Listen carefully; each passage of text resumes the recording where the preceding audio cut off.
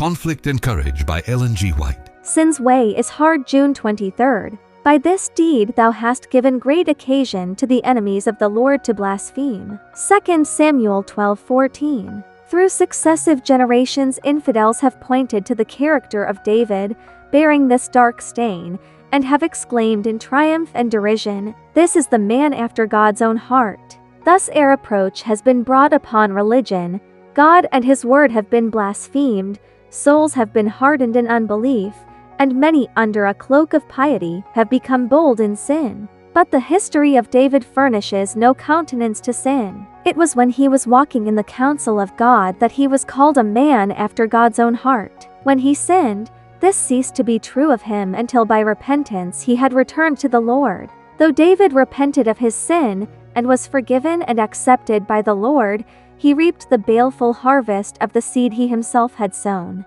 His authority in his own household, his claim to respect and obedience from his sons, was weakened. A sense of his guilt kept him silent when he should have condemned sin. It made his arm feeble to execute justice in his house. Those who, by pointing to the example of David, try to lessen the guilt of their own sins, should learn from the Bible record that the way of transgression is hard.